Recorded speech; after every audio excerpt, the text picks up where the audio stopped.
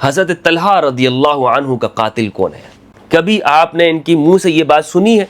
کبھی آپ نے اس طبقے کی منہ سے یہ بات آپ نے سنی کہ حضرت طلحہ کا قاتل فلاں ہے؟ یہ بات میرے خیال میں آج میرے سنی نوجوان نے پہلی مرتبہ سنی ہوگی کہ حضرت طلحہ سے یہ پوچھا کہ یہ بتاؤ کہ تم میرے خلاف جنگ کیوں کرتے ہو؟ کیا تم نے یہ نہیں سنا تھا غدیر کے اندر کہ رسول اللہ نے فرمایا کہ طلحہ تمہارے مولا علی ہیں؟ بسم اللہ والصلاة والسلام علی رسول اللہ وآلہ وعلی السلام علیکم ورحمۃ اللہ وبرکاتہ۔ امید کرتا ہوں آپ لوگ خیریت سے ہوں گے، پروردگار آپ سب کو اپنے حفظ و امان میں رکھے۔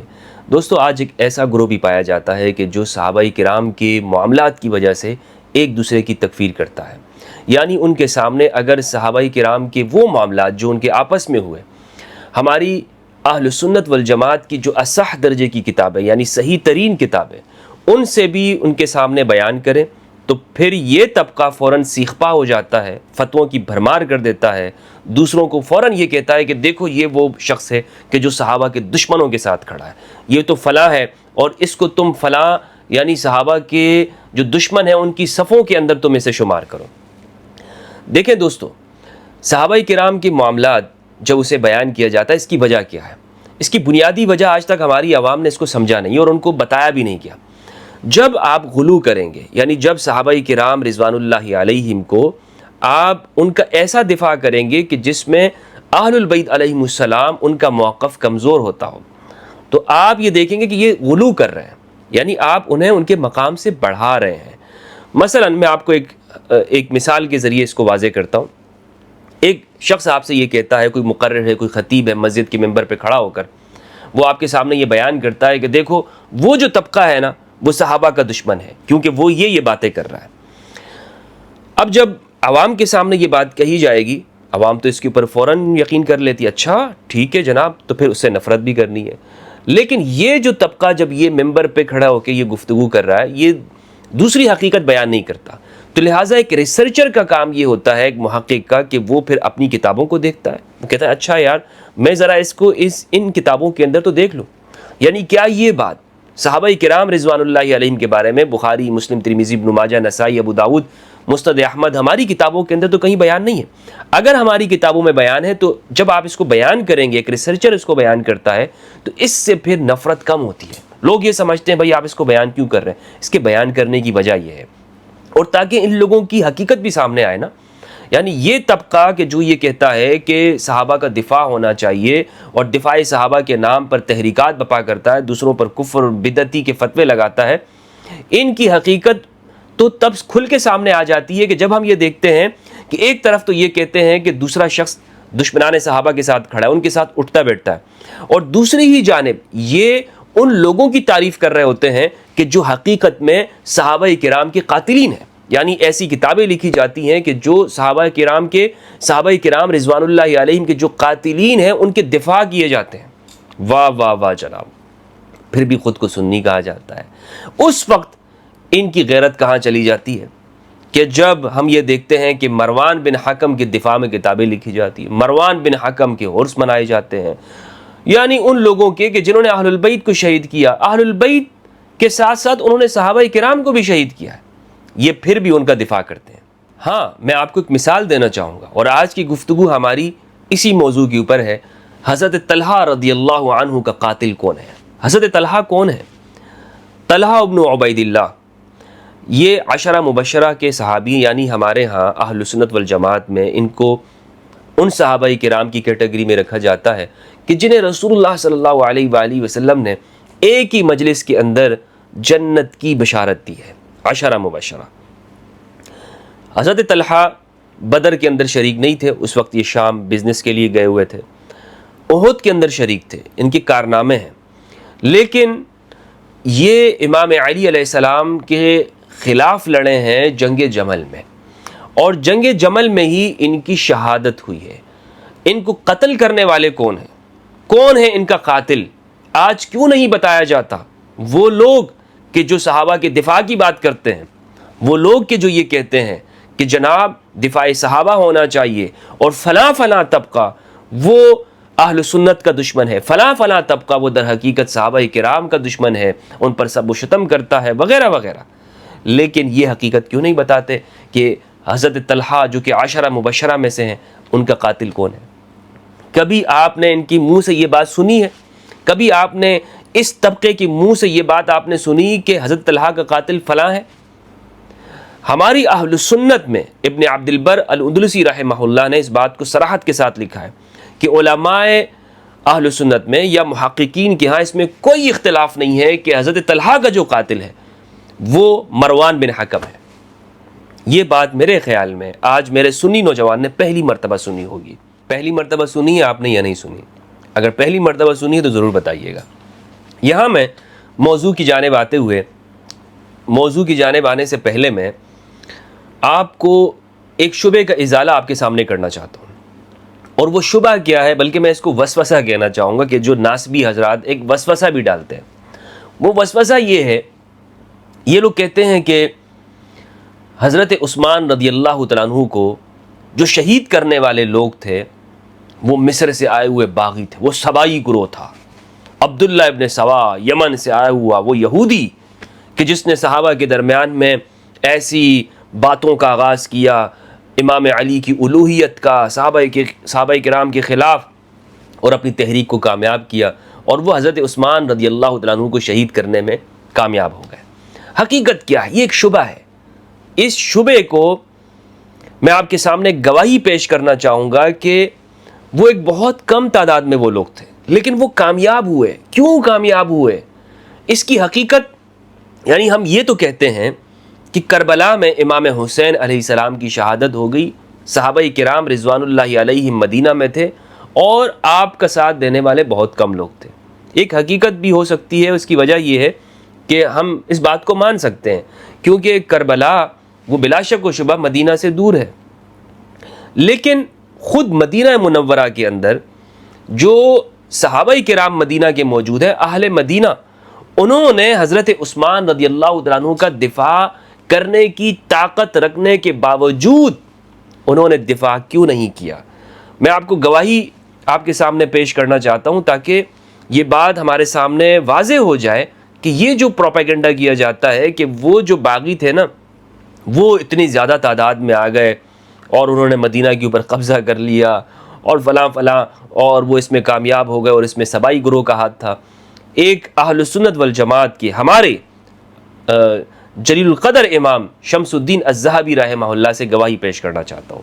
تاریخ الاسلام 11 ہجری سے 40 ہجری کے واقعات کو بیان کرتے ہوئے صفحہ نمبر 448 پر شمس الدین الذہبی رحمہ اللہ المتوفی 748، یعنی یہ 8ویں صدی ہجری کے یہ جلیل القدر اہل سنت امام ہیں، وہ لکھتے ہیں والذین قدموا من البصرۃ 100، کہ جو بصرہ سے آئے تھے وہ 100 کی تعداد میں تھے۔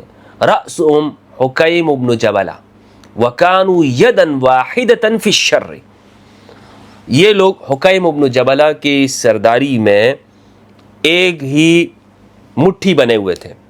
وکانت حثالۃ من الناس قد ضووا الیہم، اور لوگوں میں سے چند گنے چنی تعداد میں لوگوں نے ان کا ساتھ گنی، یعنی ان کو انگلیوں کے اوپر ہم شمار کر سکتے ہیں۔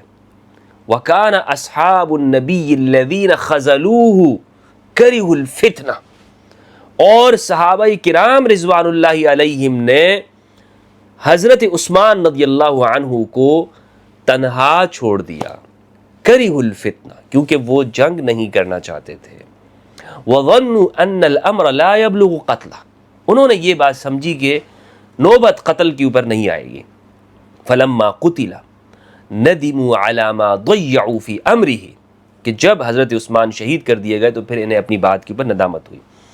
ذہبی اپنا تبصرہ کرتے ہوئے لکھتے ہیں، یہ ذہبی کا کومنٹ ہے، کہتے ہیں وَلَعَمْرِي لَوْ قَامُوا أَوْ قَامَ بَعْضُهُمْ فَحَثَا فِي وُجُوهِ أُولَئِكَ التُّرَابَ لَانصَرَفُوا خَاسِئِينَ، کہتے ہیں کہ اگر یہ صحابہ سارے کے سارے یا تھوڑے بھی ان میں سے اس گروہ کے سامنے کھڑے ہو جاتے یا ان کے اوپر مٹھی میں مٹی اٹھا کر ان کے اوپر بھی پھینکتے تو یہ سارے کے سارے نامراد ہو کر واپس چلے جاتے ہیں۔ اندازہ لگائیں کہ صحابہ کرام کتنی بڑی تعداد میں وہاں موجود ہیں، لیکن ذہبی کہتے ہیں کہ کسی نے اپنی مٹھی میں مٹی بھی اٹھا کر وہ ان کی جانب نہیں پھینکی، کیا صحابہ کرام نے ساتھ دیا؟ حضرت عثمان رضی اللہ عنہ کا۔ تو پھر جو یہ کہتے ہیں کہ جناب ان باغیوں کی، وہ باغیوں نے شہید کر دیا، باغیوں نے یہ کر دیا، بھائی یہ صحابہ کرام کا موقف بھی تو دیکھیں نا۔ ہاں بعد میں ان کو ندامت ہوئی، ذہبی نے جیسا لکھا ہے کہ بھائی کیوں ہم نے ان کا ساتھ نہیں دیا، لیکن اس موقع پر کسی صحابی نے وہاں پر حضرت عثمان کا ساتھ نہیں دیا۔ تو یہ جو آج ایک مولانا صاحب کو میں سننا تھا، وہ کہتے ہیں کہ اگر میں وہاں پر ہوتا نا تو میں باغیوں کے سامنے آتا۔ بھائی جلیل القدر صحابہ وہاں موجود ہے، پورا اہل مدینہ، آپ اجماع کے خلاف کام کرتے۔ صحابہ کی جماعت ایک طرف وہ ہے، وہ کہتی ہے بھائی وہ انہوں نے چھوڑ دیا اکیلا، اور آپ کہتے کہ نہیں میں ساتھ میں ہوں۔ تو یہ معیار کیسا ہے آپ کا؟ میں سوال یہ کروں، میں یہ نہیں کہہ رہا ہوں کہ آپ کو ساتھ نہیں دینا چاہیے۔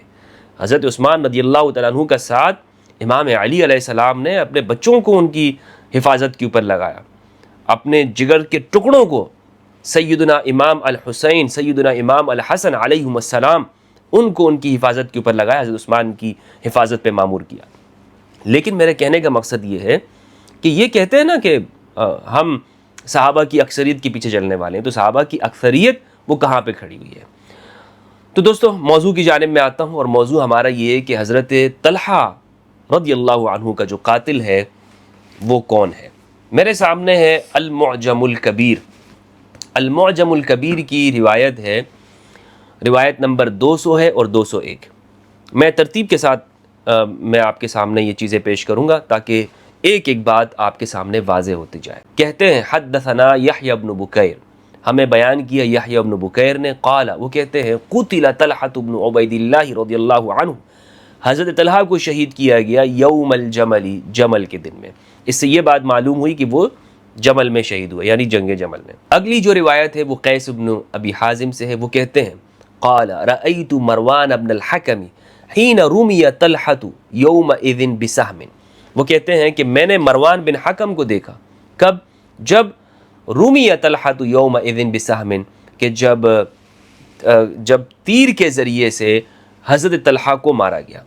فوقع فی عین رکبتہ فما زال یسبح الی ان مات، وہ تیر سیدھا جا کر ان کے عین پنڈلی کے درمیان میں جا کر وہ پیوست ہو گیا، وہاں جا کر لگائے، اور وہ تسبیح کرتے رہے یہاں تک کہ ان کا انتقال ہو گیا، وہ شہید ہو گئے۔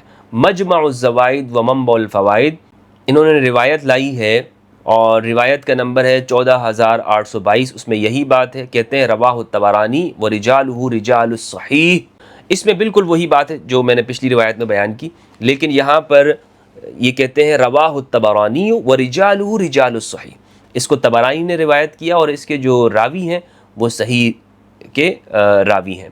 اگلا جو حوالہ میرے بھائی میں آپ کے سامنے پیش کرنا چاہتا ہوں وہ ہے الاصابہ فی تمییز الصحابہ، ابن حجر عسقلانی رحمہ اللہ سے، اور یہ ہمارے ہاں جلیل القدر امام ہیں اہل سنت میں محدثین میں سے۔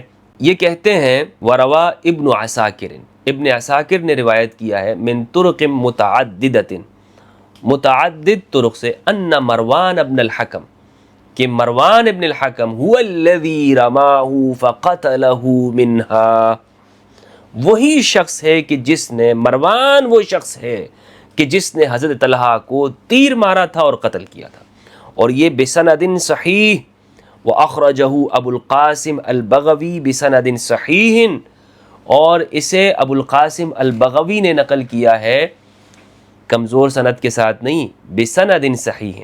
آگے کہتے ہیں عن الجارود ابن ابی صبرۃ قال لما كان یوم الجمل، جب جمل کا دن تھا، نظر مروان الی طلحہ، تو مروان نے حضرت طلحہ کو دیکھا، فقال، اس نے کہا لا اطلب ثأری بعد اليوم، آج کے بعد میں حضرت عثمان کے خون کا قصاص نہیں مانگوں گا۔ فنزع له بسهم فقتله، تیر مارا اور قتل کر دیا۔ اگلا جو حوالہ ہے میرے بھائی شذرات الذهب فی اخبار من ذهب، لابن عماد الحنبلی رحمہ اللہ کی، جلد اول ہے، اس میں یہ لکھتے ہیں وقتل یومئذ طلحة بن عبید اللہ القرشی التیمی، حضرت طلحہ اس دن شہید ہوئے، کس دن؟ جس دن جمل ہوئی۔ قیل رماہ مروان بن الحکم لحقد کان فی قلبہ علیہ، مروان نے ہی ان کو قتل کیا اس حسد کی بنا پر کہ جو مروان کے دل میں ان کے ساتھ تھا۔ وکان ہوا وہو فی جیش واحد، ایک ہی لشکر میں تھے، حضرت عائشہ ام المؤمنین رضی اللہ عنہا کے لشکر کے اندر یہ دونوں تھے۔ لیکن مروان کو فائدہ کیا تھا؟ مروان کو فائدہ اس لیے تھا کہ مروان خود یہ چاہتا تھا کہ اس پورے اقتدار کے اوپر اس کا قبضہ ہو جائے، اور آگے جا کر پھر اسے قبضہ ہوا۔ میزان الاعتدال فی نقد الرجال کے اندر ذہبی رحمہ اللہ نے لکھا ہے، وہ کہتے ہیں مروان بن الحکم الاموی ابو عبد الملک، یہ جو مروان ہے یہ اموی ہے اور ابو عبد الملک ہے، عبد الملک بن مروان کے والد صاحب ہیں۔ ان کے بارے میں کہتے ہیں قلت روی عن بسرا وعن عثمان وله اعمال موبقہ، اس کے جو اعمال ہیں ہلاکت والے اعمال ہیں۔ نسأل اللہ السلامہ، ہم اللہ سے سلامتی مانگتے ہیں، یعنی اللہ سے ہم سلامتی کی دعا کرتے ہیں، اتنے خطرناک قسم کے اس کے اعمال ہیں۔ رما طلحۃ بسہم وفعل وفعل، اس نے حضرت طلحہ کو تیر سے مارا تھا اور اس نے جو کیا سو کیا، یعنی اس نے بہت جو برے کام کیے ہیں۔ الاستیعاب فی معرفت الاصحاب لابی عمر یوسف بن عبداللہ ابن محمد ابن عبد البر الاندلسی رحمہ اللہ، جلد اول ہے یہ میرے سامنے، اور اس میں جو دارالمعرفہ بیروت لبنان سے یہ چھپی ہے یہ کتاب، صفحہ نمبر 386 پر کہتے ہیں ثم شہد طلحۃ بن عبید اللہ یوم الجمل محاربا لعلی، امام علی علیہ السلام کے مخالف یہ آئے امام علی سے جنگ کرنے کے لیے۔ فزعم بعض اہل العلم، بعض اہل علم کا یہ خیال ہے ان علی دعاہ فذکرہ اشیاء من سوابقہ وفضلہ، امام علی علیہ السلام نے مستدرک الحاکم کے اندر بھی روایت موجود ہے کہ حضرت طلحہ سے یہ پوچھا کہ یہ بتاؤ کہ تم میرے خلاف جنگ کیوں کرتے ہو؟ کیا تم نے یہ نہیں سنا تھا غدیر کے اندر کہ رسول اللہ نے فرمایا کہ طلحہ تمہارے مولا علی ہیں؟ جب تم نے اقرار کیا تھا کہ ہاں ہمارے مولا علی ہیں، تو غدیر میں تم نے میری ولایت کا اقرار کیا ہے۔ اے طلحہ، آج تم جمل میں میرے سامنے آ کے کھڑے ہو اور مجھ سے قتال کرنے کے لیے آئے ہو، یہ مستدرک للحاکم کے اندر روایت ہے۔ تو حضرت طلحہ نے کہا کہ امیر المؤمنین میں ذہن سے میری یہ بات نکل گئی تھی، تو حضرت طلحہ واپس چلے جاتے ہیں اور بیٹھ جاتے ہیں۔ مستدرک کی روایت یہ ہے کہ مروان تیر چلاتا ہے اور حضرت طلحہ کو جا کر وہ لگتا ہے اور اس سے ان کی شہادت ہو جاتی ہے۔ تو ابن عبد البر اندلسی رحمہ اللہ کہتے ہیں ولا يختلف العلماء الثقات في ان مروان قتل طلحة يومئذ، اس میں جو ثقہ علماء ہیں ان میں سے کسی کا اختلاف نہیں ہے کہ بے شک مروان نے ہی حضرت طلحہ کو شہید کیا ہے۔ اس بات سے تمہاری جان نہیں چھوٹے گی ناسبیو کہ جو تم لوگوں کی آنکھوں میں دھول جھولنے کا کام کرتے ہو، دھول جھونکنے کا کام کرتے ہو۔ کن باتوں سے؟ جناب دفاع صحابہ کے نام سے۔ بھائی حقیقت تو لوگوں کو بتاؤ کہ یہ جو ہمارے علماء اہل سنت یہ بات لکھ گئے، کیا لکھا ہے انہوں نے؟ ابن عبد البر رحمہ اللہ نے۔ ان کو اگر آپ سنی نہیں کہتے ہیں تو اس علی وجہ الارض کوئی سنی نہیں ہے، زمین کے چہرے کے اوپر کوئی بھی سنی نہیں بچتا ہے۔ لیکن آپ یہ دیکھیں گے کہ یہ کبھی بھی عوام کو نہیں کہیں گے، نہیں بتائیں گے، کیونکہ اس کا جو تعلق تھا مروان کا یہ بنو امیہ میں سے تھا۔ یہ کیونکہ ایک کے بارے میں بتائیں گے تو پھر تحقیق کے دروازے آگے چلتے جائیں گے، لوگ تحقیق کریں گے۔ اچھا، تو یہ ہے حقیقت میرے بھائی کہ حضرت طلحہ کا جو قاتل ہے وہ مروان بن حکم ہے، ابو عبد الملک۔ اور یہ میں نے علماء کرام کی تصریحات، اکابر اہل سنت ان کی تصریحات آپ کے سامنے پیش کی کہ یہ جو قضیہ عثمان ہے، کہ حضرت عثمان کا جو معاملہ ہے اسے لوگوں کے سامنے سارا کا سارا اٹھا کر وہ ڈال دیتے، مصر سے آئے ہوئے تھے، بصرہ سے آئے ہوئے تھے، اور باقی جو معاملات تھے وہ ایسے ہی ہو گئے، بالکل اتفاقاً ہو گئے، اور ایسی پروپیگنڈا مہم چلی تھی کہ اس میں کسی کو کچھ پتہ ہی نہیں چلا کہ ہو کیا رہا ہے۔ تو دوستو یہ میں نے چاہا کہ حضرت طلحہ رضی اللہ عنہ کے قاتل کا جو معاملہ ہے ان کی نشاندہی ہو جائے، یہ آج آپ کے سامنے پوری GIT رپورٹ میں پیش کر رہا ہوں۔ اور بنو امیہ کی یہ جو فرد ہے مروان بن حکم، یہ قاتل ہے، اصلی قاتل حضرت عثمان رضی اللہ تعالیٰ عنہ کی جو شہادت ہے اس کا بھی یہ سبب ہے۔